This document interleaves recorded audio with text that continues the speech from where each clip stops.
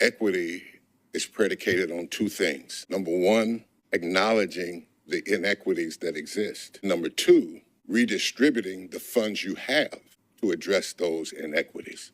I'm serving as the chair of Metro Arts Commission, the first Latina and the first immigrant to do so. I'm here to request the increase in funding for the arts, 1% of the combined city budget. 1% to the arts. 1%. 1%. 1%. 1%. Please fund the Metro Arts and 1% of the combined Metro and MMPS budget so that they can support the diverse groups of arts organizations in Nashville. As a member of Arts Equity Nashville, we're advocating that at least 50% of that be reserved for local, independent, and small organizations. 50-50 split between the large institutions and independent artists. I would like to echo the sentiments of the Arts Equity Alliance, as well as all those who called for Metro Arts funding. As a fellow artist, I do stand with you in solidarity. To invest in the arts and the artists of Nashville so we can really uplift the culture of this city. As a strategic move to sustain and uplift our vibrant and diverse artistic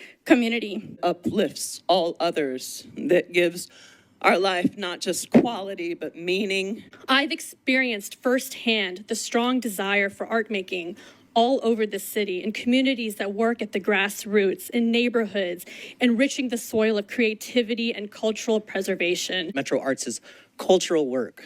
The arts provides a vehicle for my community to share, pass forward, and celebrate our identities. So we ask that you really think about this funding in a more important way because it's vital for organizations like mine. I'm asking y'all to recognize how our city is interconnected. You must address broader community factors and critical quality life departments like Metro Arts, ensuring Metro Arts can fulfill their needs in accommodating youth and artists. All these forces at play in our life. We have these destructive forces and we have these creative forces. A film like Walk in the Light, where a blind man saves people in a bombing, led by the light of his heart illuminating the darkness, is something that we need. So when you fund art, you fund light.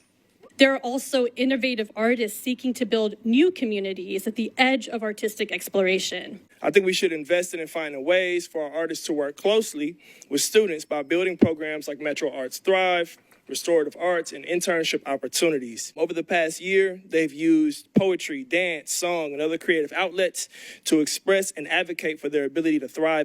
Music City would not be Music City without the creative artists that we have here. Metro Arts funding helps us put on events so we can celebrate, who we are in this community and really think about making Middle Tennessee a place where Asian and Pacific Islanders are connected and thriving. Advocating for its access, belonging, radical care, diversity, equity, and inclusion, not just for 1%.